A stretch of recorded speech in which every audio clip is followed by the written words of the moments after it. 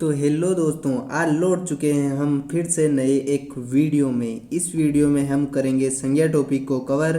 पिछली बार एक भाई ने बोला था कि संज्ञा टॉपिक का भी थ्योरी और एमसीक्यू टाइप 4 में लेके आओ, तो हम इसको ले आ चुके हैं टाइप 4 में। तो अब बने रहिए वीडियो के शुरुआत से एंड तक। चलते हैं फर्स्ट पार्ट में। हम इसमें करेंगे थ्योरी एक्सप्लेनेशन और इसी वीडियो के पार्ट सेकंड में हम करेंगे एमसीक्यू प्रैक्टिस। ठीक है, तो सबसे पहले देखते हैं हम संज्ञा की परिभाषा कि संज्ञा किसे कहते हैं। तो किसी व्यक्ति, वस्तु, स्थान, प्राणी, गुण, भाव या अवस्था के नाम को ही संज्ञा कहते हैं। तो ये तो हम बचपन से पढ़ते आ रहे हैं कि व्यक्ति, वस्तु, स्थान के नाम को ही क्या कहते हैं, संज्ञा। आसान भाषा में संसार में जिस भी चीज़ का नाम है वही क्या है, संज्ञा। जैसे कि राम जयपुर जाता है तो राम क्या हो गया, व्यक्तिवाचक संज्ञा। जयपुर भी संज्ञा हो गया। बच्चे पढ़ते हैं, दादाजी बूढ़े हो गए हैं। अब संज्ञा के भेद की बात करें तो संज्ञा के हिंदी व्याकरण में मुख्य रूप से 3 भेद माने जाते हैं: व्यक्तिवाचक संज्ञा, जातिवाचक संज्ञा और भाववाचक संज्ञा। और यहाँ पर जातिवाचक संज्ञा को भी 2 पार्ट में बांटा गया है। एक तो होता है समुदाय या समूहवाचक संज्ञा, जिसमें पूरे के पूरे एक समूह, एक वर्ग, एक जाति का बोध होता है, वो समूहवाचक। और द्रव्यवाचक, जिसमें किसी पदार्थ का भाव होता है। जैसे कि द्रव्य 2 शब्द आते हैं, ये कन्फ्यूजन यहीं पे क्लियर कर देता हूँ मैं आपका। एक तो होता है द्रव और एक होता है द्रव्य। इस द्रव में जो होता है तरल द्रव जो पदार्थ होता है, जैसे कि जल हो गया तो वो द्रव हो गया, तो उसे ही द्रव कहा जाता है। द्रव्य का मतलब होता है कोई भी पदार्थ। ठीक है, चलते हैं पहले व्यक्तिवाचक संज्ञा पर। व्यक्तिवाचक संज्ञा, जो शब्द किसी विशेष व्यक्ति, विशेष स्थान और विशेष वस्तु का बोध कराते हैं उसे ही क्या कहते हैं, व्यक्तिवाचक संज्ञा। यानी कि व्यक्ति, स्थान या फिर कोई भी वस्तु हो, अगर वो किसी भी एक निश्चित व्यक्ति, निश्चित स्थान या निश्चित वस्तु, उसका कोई पर्टिकुलर नाम होना चाहिए, तो वो हो गया व्यक्तिवाचक संज्ञा। जैसे कि सचिन तेंदुलकर क्रिकेट के भगवान है, तो यहाँ पे स्पष्ट सचिन तेंदुलकर की ओर कहा गया है। जैसे कि सचिन तेंदुलकर क्रिकेट के भगवान है, तो यहाँ पे सचिन तेंदुलकर को क्रिकेट का भगवान बताया गया है। जैसे कि दिल्ली भारत की राजधानी है, तो दिल्ली को व्यक्तिवाचक। जैसे कि गंगा एक पवित्र नदी है, तो नदियाँ बहुत सारी है लेकिन गंगा जो है पवित्र नदी है, तो विशेष निश्चित नदी का नाम आ गया। जैसे कि ताजमहल आगरा में स्थित है, तो यहाँ पे ताजमहल किसी एक किले का नाम। तो जैसे कि ताजमहल आगरा में स्थित है, तो ताजमहल जो होता है किसी एक पर्टिकुलर स्थान का नाम हो गया, किसी महल का नाम हो गया, इसलिए जो है यह व्यक्तिवाचक संज्ञा। ठीक है, अब नेक्स्ट चलते हैं जातिवाचक संज्ञा, जो किसी प्राणी, वस्तु, स्थान या पूरी जाति या वर्ग का बोध कराते हैं उसे ही जातिवाचक संज्ञा कहते हैं। जैसे कि लड़का, तो इसमें दुनिया के सभी लड़कों का बोध आ रहा है। अगर लड़का शब्द आ जाए तो उसमें जितने भी लड़के हैं पूरी दुनिया में वो सब आ जाएंगे। जैसे कि नदी आएगी, तो यह एक किसी विशेष नदी का बोध नहीं करा रही, जबकि सभी नदियों का बोध करा रही है। जैसे कि बच्चे मैदान में खेल रहे हैं, तो यहाँ पे सभी बच्चे जो कम्युनिटी के, कोई वर्ग के हैं, तो सारे ही बच्चों का, यानी कि किसी स्पेशली किसी बच्चे का नाम नहीं लिया जा रहा है। जैसे आज के दौर में मोबाइल फ़ोन बहुत ज़रूरी हो गया है, तो इसमें सभी मोबाइल का नाम लिया जा रहा है, किसी पर्टिकुलर जैसे कि जियो, सैमसंग ऐसे नाम नहीं लिया जा रहा है। जैसे ऊंचे पहाड़ बहुत सुंदर लगते हैं, तो सभी पहाड़ों के बारे में कहा गया है। पेड़ हमें ऑक्सीजन देता है, तो पर्टिकुलर कोई एक पेड़ का नाम नहीं दिया गया है, बल्कि सारे ही पेड़ आ गए इसमें। अब जातिवाचक संज्ञा के भी 2 भेद होते हैं। फर्स्ट होता है समूहवाचक या फिर समुदायवाचक, दूसरा होता है द्रव्यवाचक। तो समूहवाचक जो पूरे के पूरे वर्ग का बोध कराते हो, और द्रव्यवाचक जो होते हैं जो पदार्थों का बोध कराते हो, जिसे सिर्फ और सिर्फ क्या किया जा सकता है, नापा जा सकता है या तोला जा सकता है। समूहवाचक संज्ञा की अगर बात कर लें तो जो शब्द किसी व्यक्ति का नहीं बल्कि पूरे समूह का बोध कराते हैं उसे ही समुदायवाचक या फिर समूहवाचक संज्ञा कहते हैं। जैसे कि कक्षा पूरे पूरे विद्यार्थियों के समूह को, सेना सैनिकों के समूह को, ऐसे ही भीड़ लोगों के समूह को, परिवार सदस्यों के समूह को, ऐसे ही टीम सभा है। और द्रव्यवाचक संज्ञा में आता है पदार्थों का नाम। जैसे कि जो शब्द किसी ठोस, तरल, धातु या अधातु का बोध कराते हैं उसे ही द्रव्यवाचक संज्ञा कहा जाता है। अर्थात जिन्हें नापा या तोला जा सकता है वही क्या है, द्रव्यवाचक संज्ञा है। लेकिन इन्हें गिना नहीं जा सकता है, और जिन्हें गिना जा सकता है वो समूहवाचक में चली जाएगी। जैसे कि सोना, चांदी, लोहा, पानी, तेल, दूध, गेहूँ, चावल, कोयला। अब इनको गिन नहीं सकते कि भाई 1 सोना, 2 सोना, 3 सोना, नहीं। जैसे कि 1 किलो सोना, तो इसे मापा जा सकता है, तोला जा सकता है, तो ये द्रव्यवाचक संज्ञा के अंतर्गत आ जाएगी। नेक्स्ट चलते हैं भाववाचक संज्ञा, लास्ट एंड शानदार। ठीक है। जिन शब्दों से किसी व्यक्ति वस्तु के गुण, दोष, दशा, अवस्था या मन के भाव का पता चलता है, अर्थात जिन्हें हम देख या छू नहीं सकते, केवल महसूस कर सकते हैं, वह अपनी हो जाएगी भाववाचक संज्ञा। जैसे कि हमें हमेशा ईमानदारी से काम करना चाहिए, तो आप ईमानदारी को छू नहीं सकते, ईमानदारी को देख नहीं सकते कि हाँ देखो यार कन्हैया इतना ईमानदार है, तो आप उसकी ईमानदारी को देख नहीं सकते, छू नहीं सकते, केवल महसूस कर सकते हो कि हाँ कितना ईमानदार है। आम की मिठास जो है लाजवाब है, तो यहाँ पे मिठास जो होता है एक महसूस कर सकते हो आपकी, वाह क्या मीठा है। जैसे बचपन के दिन बहुत सुहावने होते हैं, सही बात है, बचपन के दिन बहुत ही अच्छे होते हैं। और रमेश को बहुत ज़्यादा क्रोध आता है, तो क्रोध यहाँ पे एक भाव हो गया। ठीक है। अब चलते हैं नेक्स्ट पे कि अब हम देखेंगे संज्ञाओं में परिवर्तन एक दूसरे से। जैसे कोई संज्ञा जो है व्यक्तिवाचक से जातिवाचक कैसे बनेगी, और जातिवाचक से वह संज्ञा भाववाचक कैसे बनेगी, इसके बारे में ये बहुत ही इंपॉर्टेंट है, पेपर में आता भी है। ठीक है। तो यहाँ पे होगी जातिवाचक संज्ञा से भाववाचक की तुलना होने पर। ठीक है।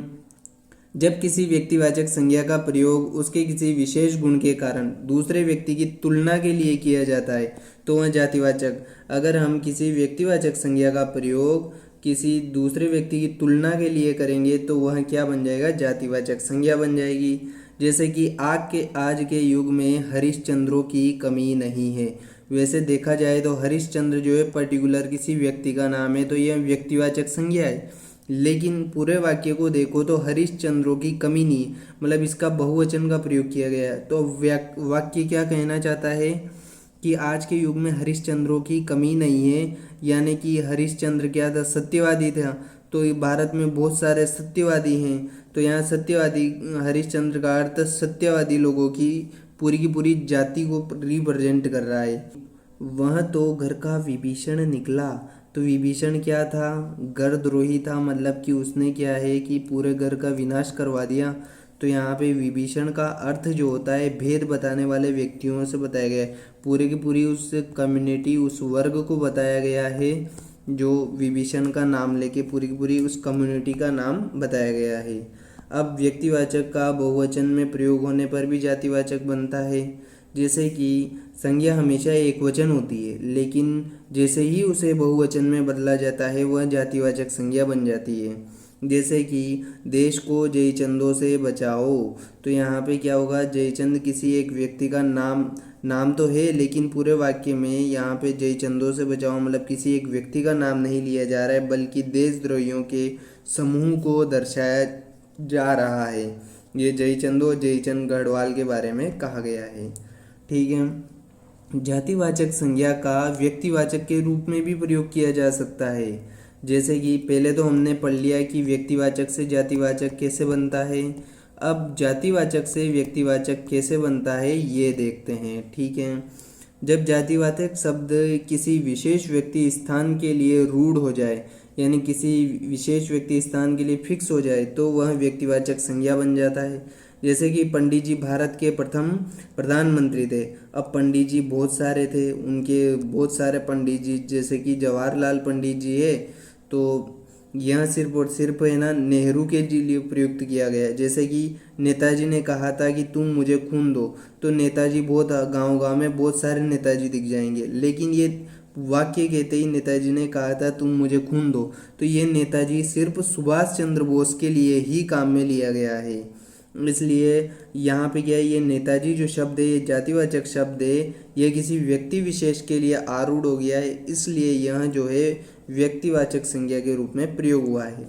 नेक्स्ट है भाववाचक का बहुवचन होने पर भी जातिवाचक संज्ञा बन जाती है। जैसे कि भाववाचक संज्ञाएं हमेशा एक वचन होती है, लेकिन जब इनका बहुवचन प्रयोग किया जाए तो यह जातिवाचक संज्ञा बन जाती है। उदाहरण के लिए मेरी चोरी पकड़ी गई। तो यहाँ पे ये तो भाववाचक है बिल्कुल कि चोरी, लेकिन जब इस चोरी का बहुवचन होगा चोरियाँ, तो यह जातिवाचक संज्ञा, जैसे कि शहर में बहुत चोरियाँ हो रही है, तो ये बन गई अपनी जातिवाचक संज्ञा। जैसे कि हमें बुराइयों से बचना चाहिए, तो बुराई क्या है, एक भाववाचक संज्ञा है बिल्कुल, लेकिन बुराइयां जो है जातिवाचक संज्ञा। हमें बुराइयों से बचना चाहिए पूरी की पूरी, मतलब एक वर्ग को डिफाइन कर रहा है यहाँ पे बुराइयों, इसलिए यह जातिवाचक संज्ञा में आ जाएगा। अब आता है भाववाचक संज्ञा में कैसे बदलें। हमने पढ़ लिया पहले व्यक्तिवाचक से जातिवाचक कैसे बदलते हैं, ठीक है। अब जातिवाचक से हमने व्यक्तिवाचक में बदल लिया, अब भाववाचक संज्ञा में कैसे बदला जाता है वो देखते हैं। तो जातिवाचक संज्ञा से भाववाचक कैसे बनते हैं, जैसे कि बूढ़ा जो है पूरी की पूरी बूढ़े जो लोग हैं उनकी जाति को रिप्रेजेंट कर रहा है, और बूढ़ापा एक भाव हो गया, तो ये भाववाचक संज्ञा। जैसे कि लड़का जो है लड़कों के समूह को रिप्रेजेंट कर रहा है, और लड़कपन पूरे के पूरे भाववाचक संज्ञा को रिप्रेजेंट कर रहा है।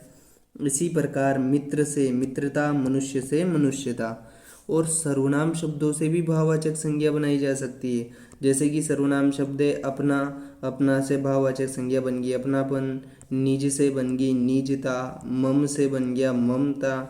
तो ये सर्वनाम शब्दों से भी भाववाचक बनाए जा सकते हैं। नेक्स्ट है विशेषण शब्दों से भी भाववाचक संज्ञा बन सकती है, अर्थात जैसे सुंदर से सुंदरता, वीर से वीरता, मीठा से मिठास, ऐसे शब्द बन सकते हैं दोस्तों। ये सब विशेषण शब्द है, सुंदर, वीर, मीठा, ये विशेषता बताने के लिए प्रयुक्त होते हैं, और इनसे भाववाचक संज्ञा बनाई जा सकती है। जैसे कि क्रिया शब्दों से भाववाचक संज्ञा बनाना। क्रिया का मैंने पहले की वीडियो में आपको बताया था कि क्रिया जिसके पीछे हिंदी में ना, क्रिया के पीछे हमेशा ना शब्द आएगा। जैसे कि पढ़ना, तो इसे भाववाचक संज्ञा होगी पढ़ाई।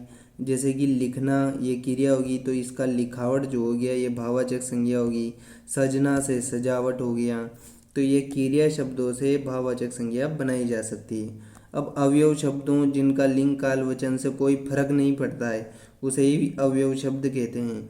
और इस अवयव शब्दों से भाववाचक संज्ञा कैसे बना सकते हैं, जैसे निकट से निकटता, दूर से दूरी, और शीघ्र से शीघ्रता, ये बनाए जा सकते हैं। अब हम करते हैं पार्ट 2 में क्वेश्चन प्रैक्टिस। तो इन क्वेश्चनों की क्वेश्चन प्रैक्टिस कर रहे हैं। तो देखिए आप 20 प्रश्न लिए हैं महत्वपूर्ण वाले, लास्ट में आपको एक होमवर्क भी दिया जाएगा, तो ये जरूर जल्दी जल्दी देख लेते हैं। संज्ञा का शाब्दिक अर्थ क्या होता है, तो किसी भी व्यक्ति स्थान के नाम को ही क्या कहते हैं, संज्ञा। तो संज्ञा का अर्थ हो गया नाम।